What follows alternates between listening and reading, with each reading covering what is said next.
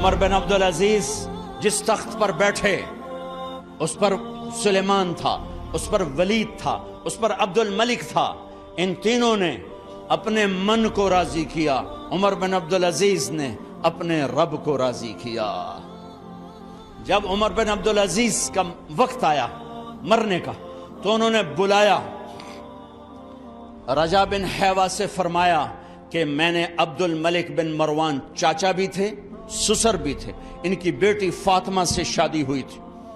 میں نے اس کو قبر میں اتارا، کفن کی گرہ کھول کے دیکھا تو اس کا چہرہ قبلے سے ہٹ چکا تھا، رنگ کالا سیاہ پڑ چکا تھا.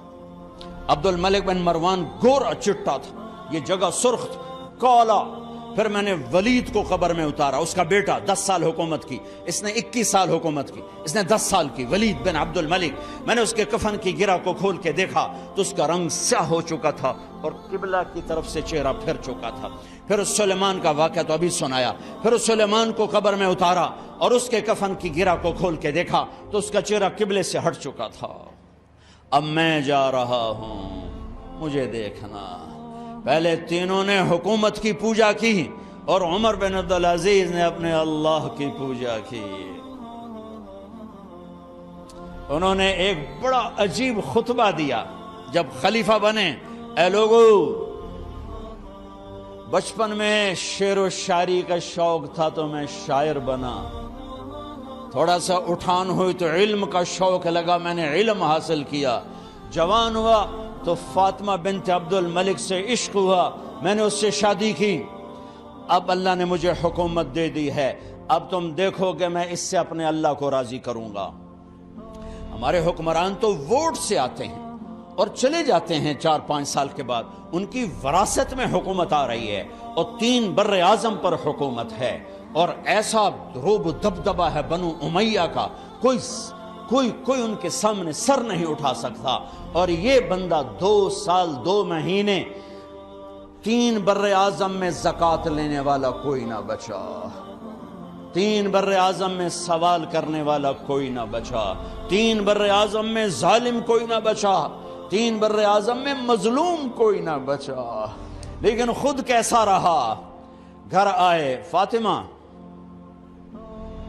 بڑے اچھے دن گزرے ہیں، اب امتحان ہے، میں تیرا حق نہیں ادا کر سکوں گا، طلاق لینی ہے میں حاضر ہوں، ساتھ دینا ہے تو میرے اپنے حق معاف کرو، اپنے حق معاف کرو. فاطمہ جیسی عورت انسانی تاریخ میں کوئی نہیں آئی سیاسی لحاظ سے. سیاسی دادا مروان بادشاہ، باپ عبد الملک بادشاہ، بھائی ولید بادشاہ، دوسرا بھائی سلیمان بادشاہ، تیسرا بھائی ہشام بادشاہ، چوتھا بھائی یزید بادشاہ اور اپنا خامند بادشاہ. 7 نسبتوں سے یہ عورت شہزادی ہے. کائنات انسانی تاریخ میں اتنی بڑی عورت کوئی نہیں آئی. سیاسی. فاطمہ کہنے لگیں، عمر میں نے سکھ کے دن تیرے ساتھ گزارے ہیں، دکھ میں تجھے چھوڑ کے نہیں جاؤں گی، جاؤ میں نے اپنے سارے حق معاف کیے. پھر حضرت عمر بن عبدالعزیز کی راتیں اور دن کیسے گزرے؟ فاطمہ بنت عبد الملک فرماتی ہیں 2 سال 2 مہینے میں وہ میرے بستر پر میرے ساتھ نہیں لیٹے، انہیں غسل کی ضرورت نہیں پیش آئی. مصلے پہ بیٹھتے اور روتے وہیں سو جاتے اور روتے وہیں سے اٹھتے. پر 3 بر اعظم میں ظالم کوئی نہ بچا، مظلوم کوئی نہ بچا، زکوٰۃ لینے والا کوئی نہ بچا، بھکاری بھیک مانگنے والا کوئی نہ بچا. 3 بر اعظم کو ایسے صاف کر دیا. یہ فیصل آباد بھی ان کی حکومت میں شامل تھا، چونکہ ملتان وہ بمبئی تک اور ملتان دیپال پور تک یہ سارا علاقہ ملتان میں آتا ہے. اور محمد بن قاسم نے ملتان فتح کیا ولید کے زمانے میں. اپنی حکومت کو اللہ کی رضا کے لیے استعمال کیا. کیسے استعمال کیا؟ سارے مال فاطمہ کا سارا زیور بیت المال میں ڈال دیا، تنخواہ پہ آ گئے. عید کا موقع آیا، بچوں نے ماں سے کہا، 12 بچے تھے، بچیاں 12 بچیاں، ہمیں کپڑے لے کر دو، عید آ رہی ہے، ہر آدمی اپنے بچوں کے لیے کپڑے لے رہا ہے. ہمارے بچے بھی کہہ رہے ہیں کپڑے لیں، جاؤ بھائی لو. فاطمہ کے پاس عمر 3 بر اعظم کے بادشاہ کے بچے آ رہے ہیں، ماں جی عید آ رہی، کپڑے تو لے دیں، ابا سے کہیں. کہ ابا سے بات کرتی ہوں. ابا تشریف لائے، خزانے لبالب بھرے ہوئے ہیں گندم کے ڈھیر کی طرح، کہ امیر المومنین بچے کپڑے مانگ رہے ہیں. فاطمہ میرے پاس تو پیسے نہیں، میں کہاں سے کپڑے لے کر دوں، میرے پاس تو پیسے کوئی نہیں.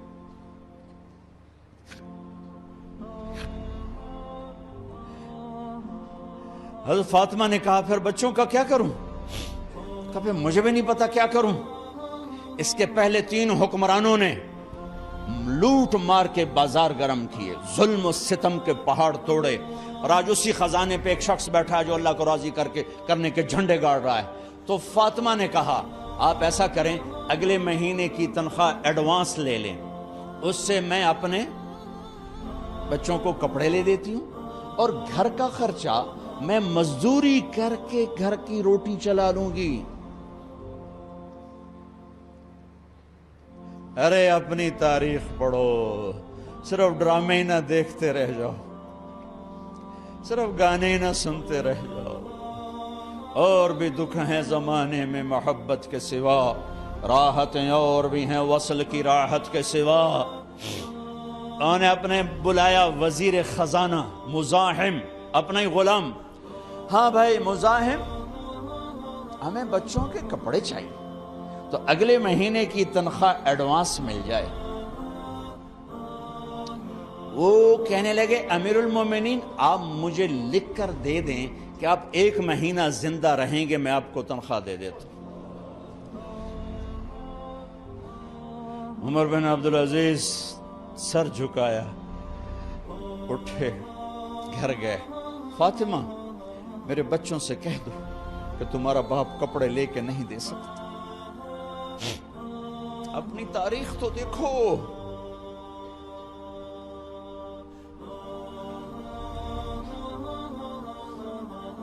عید کا دن آ گیا،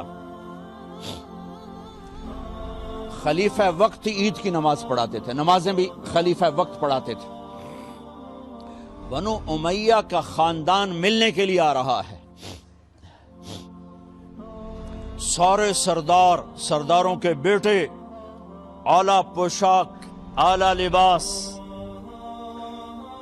ملنے آ رہے ہیں. تھوڑے دیر بعد دیکھا تو بچے بھی ملنے آ رہے ہیں. امیر المومنین کی حیثیت سے بچے باپ کو ملنے آ رہے ہیں، اور ان کے جسموں پر پرانا لباس ہے. عمر انہیں دیکھ کر ادھر اپنے سرداروں کے بچے دیکھے تو زرق برق پوشاکیں، اپنے بچوں کو دیکھا. ارے اس باپ سے پوچھو جو سب کچھ کر سکتا ہو اور پھر مٹھی بند کر لے کہ نہیں میں نے حرام کی طرف نہیں جانا. بچوں کو دیکھا تو آنکھیں ڈبا گئیں، آنکھوں میں آنسو آ گئے. فرمایا میرے بچوں آج تمہیں اپنے باپ سے گلہ تو ہوگا کہ آج ہمارے باپ نے کپڑے ہی نہ لے کے دیے. ان کے ایک بیٹے ہیں عبد الملک، ان سے بھی 4 رات آگے تھے، ان سے پہلے ہی فوت ہو گئے تھے. کہنے لگے ابا جان آپ کو مبارک ہو،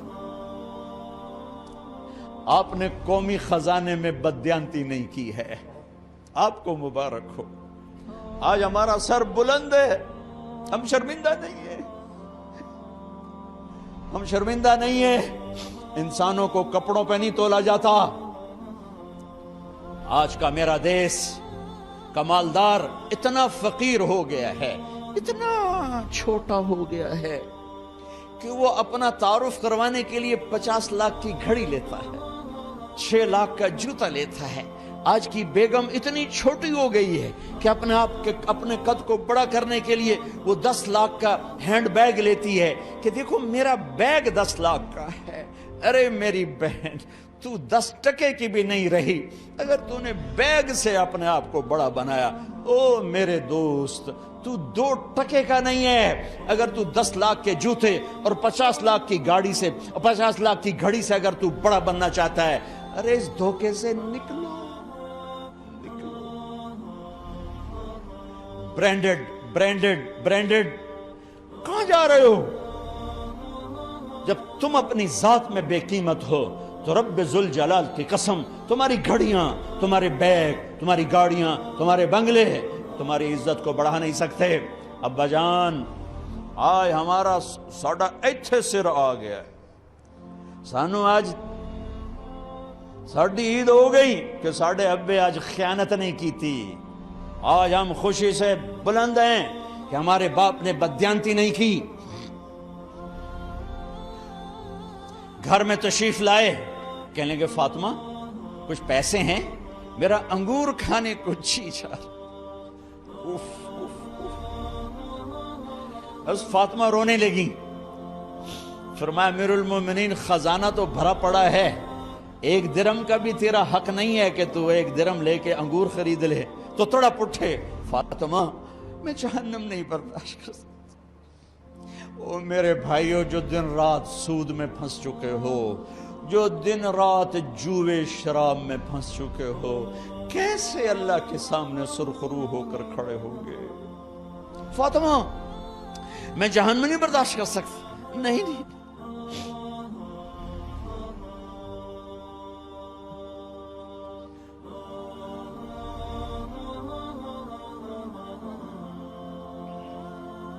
ایک رات گھر میں تشریف لائے، بچیاں بیٹیاں،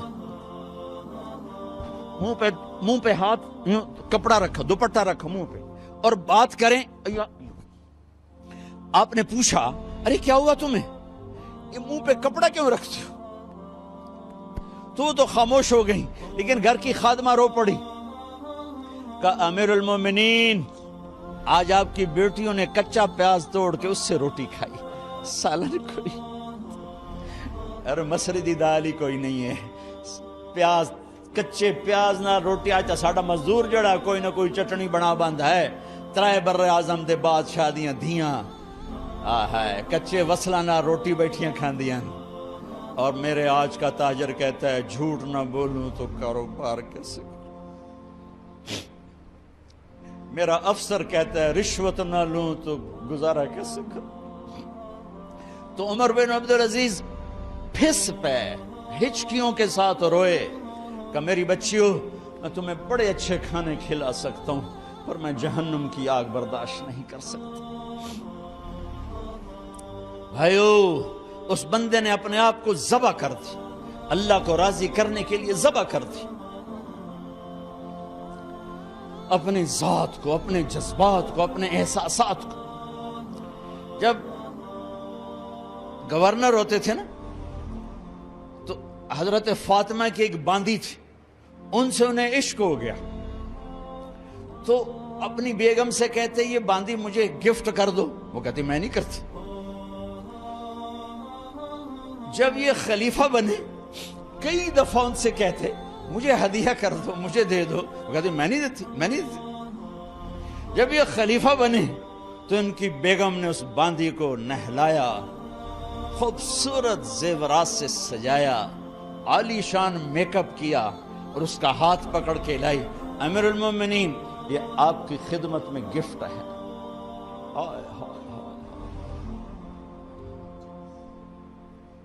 اس کو یوں دیکھا، فرمایا کہاں سے آئی تھی؟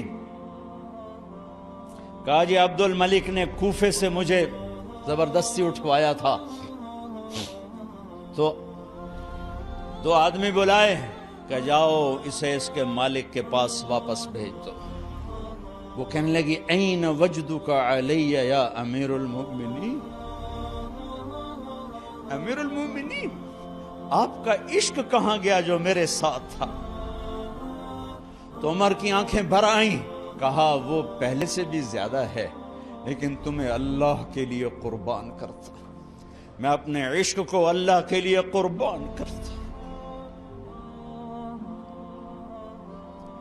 ہاں اب اللہ نے صلہ کیا دیا، جب انتقال ہوا ہونے لگا تو بلایا رجا کو، جو میں بات پہلے چھوڑ کے ادھر ان کی تھوڑی سیرت بتائی کہ رجا اب میں مرنے لگا ہوں، عبد الملک کالا ہو گیا تھا، ولید کالا ہو گیا تھا، سلیمان کالا ہو گیا تھا۔ یہ کیوں کالے ہوئے تھے؟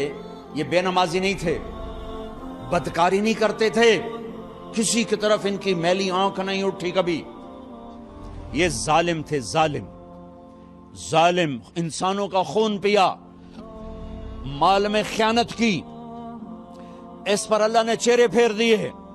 آج عمر بن عبدالعزیز جا رہا ہے کہ دیکھو میں جا رہا ہوں، مجھے دیکھو میرے ساتھ کیا ہوتا ہے۔ ان کا انتقال ہوا، ان کی میت قبر کے کنارے رکھی گئی اور اب نیچے اتارنا ہے۔ سلیمان کی میت کو اتارنے لگے تو ہلنے لگا اور عذاب قبر پہلے شروع ہو گیا۔ عمر کی میت کو جب قبر کے قریب کیا گیا، ایسے ہوا کا جھونکا آیا، ایک پرچہ ایسے لہراتا ہوا یوں آیا، یوں آیا، یوں آیا اور عمر کے سینے پر گر گیا۔ لوگ کٹھے ہو گئے، پرچے کو کھول کے دیکھا گیا تو اس پہ لکھا تھا بسم اللہ الرحمن الرحیم، براءۃ من اللہ لعمر بن عبد العزیز من النار۔ یہ پروانہ ہے اللہ کی طرف سے اس کے بندے عمر کے لیے کہ اسے جہنم سے نجات کی خوشخبری سنا دی جائے۔ آہا، مرنا ہو تو یوں مرو، اللہ ایسی موت دے دے۔ کہتے ہیں پھر میں نے ان کو قبر میں اتارا، جب قبر میں اتارا تو کیا دیکھا؟ میں نے کفن کی گرہ کھولی تو چہرہ قبلے کی طرف فٹ اور یوں لگا جیسے 14ویں رات کا چاند قبر میں اتر آیا ہو۔ میرے بھائیوں بہنوں، اپنے اللہ سے صلح کر لو، اپنے اللہ سے صلح کر لو، اس کے محبوب مصطفیٰ صلی اللہ علیہ وسلم کی غلامی میں آ جاؤ، آ جاؤ، آ جاؤ۔